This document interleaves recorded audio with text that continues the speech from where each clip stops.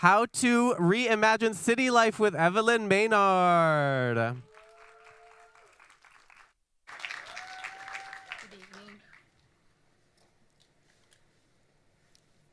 So I'm Evelyn.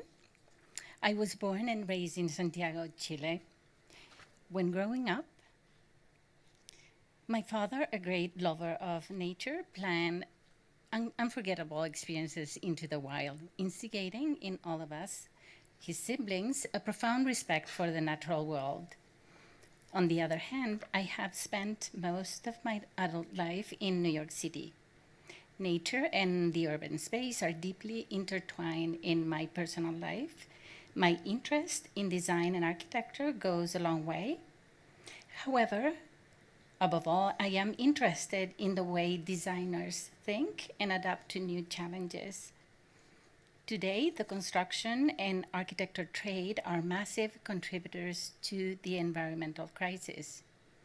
2.5 billion more people are expected to live in urban areas by 2050, which will account for 230 billion square meters of new floor space by 2060. This is a huge layer of man-made mass to be added to the crust of the Earth. This is calling for transformative changes since humanity has no future without a life-giving structure. In this scenario, how can we think differently about urban design, planning, and city management? Since the beginning of my research, I was looking for a single principle I could use as a lens to analyze the works of architects and urban planners.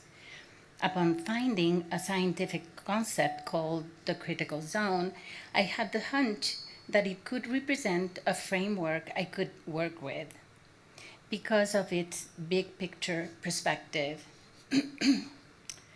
So, what is the critical zone?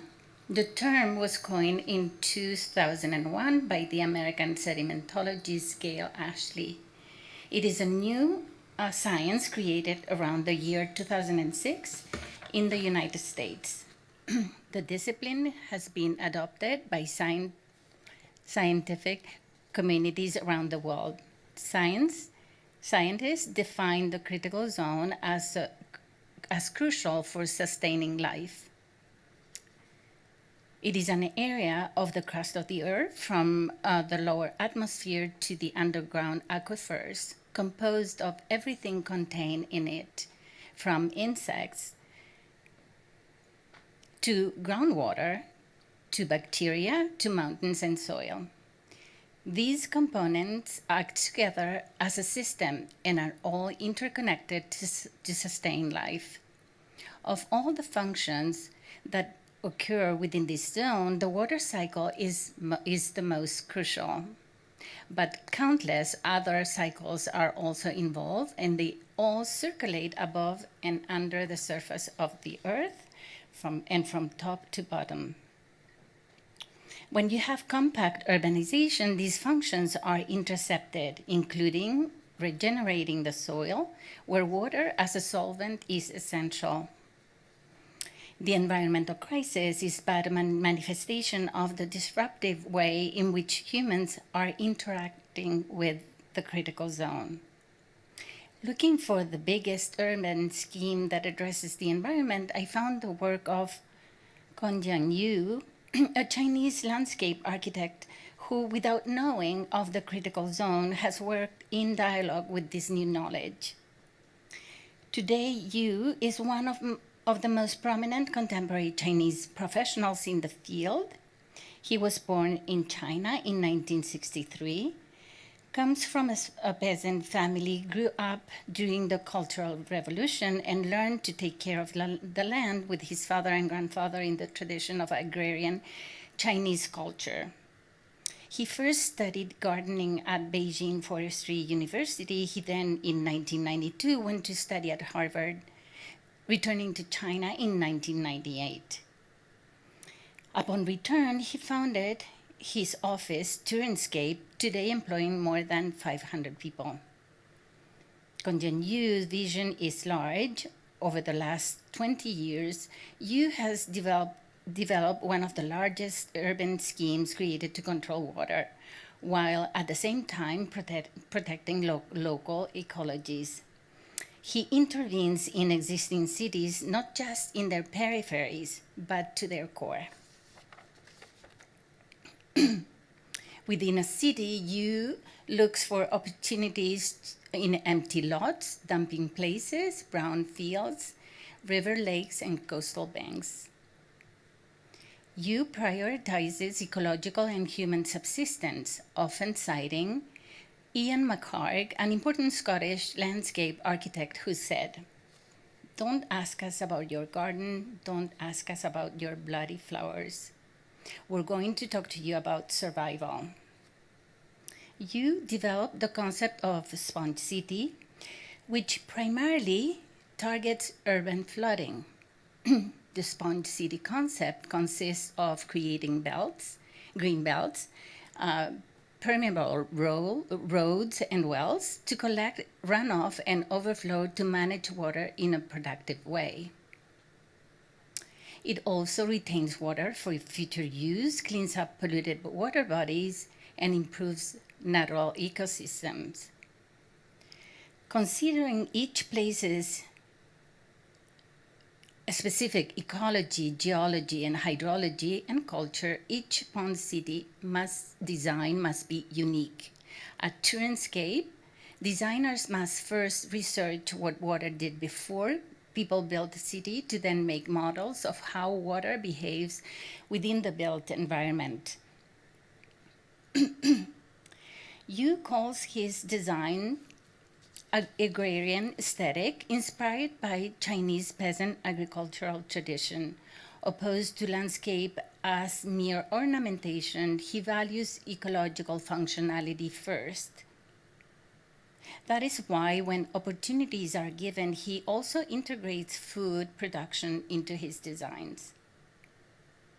Yu is currently working on a landscape master plan for all China, trying to achieve his goal to protect 75% of the national land from urbanization by building an ecological infrastructure to safeguard natural processes.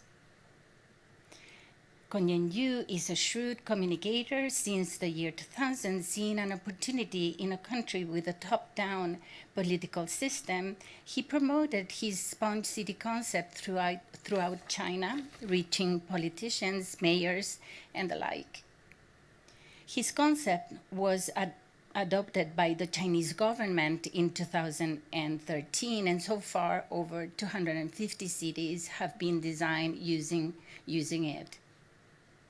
Konyen Yu's concept is respectful of the critical zone, especially because it allows upwards and downwards processes to occur.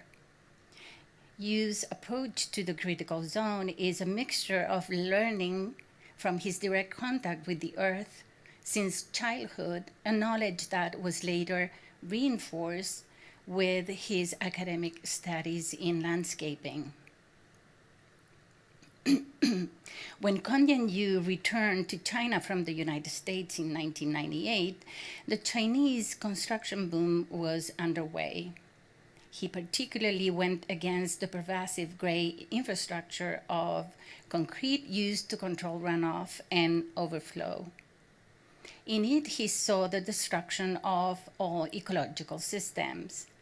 This is a global phenomenon. Contemporary cities, a network of gray infrastructure, is a mass that continues to grow. As it expands, it threatens the natural life-giving environment. To architecture and urban planning, understanding the critical zone creates the potential of integrating a more holistic framework for interventions on the land. The introduction of the critical zone as a subject of study could transform fundamental ways of thinking about the earth. And in architecture and urban planning, it could alter the notions of landscape, topography, and territory. Additionally, it could also affect working methods, environmental regulations, and education. As expected, exponential population growth will bring mounting demand for human settlements, dramatically increasing land use.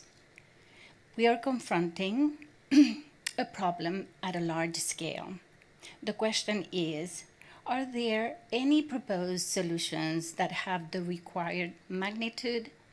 Will the global community be ready to propose design solutions at the scale needed? Thank you. Give it up one more time for Evelyn. Great job, Evelyn. Hugging. Come on over here. Come on over here. How are you feeling? Good. Relieved. Relieved, yes. This is the end. She did it. She did it. Wow.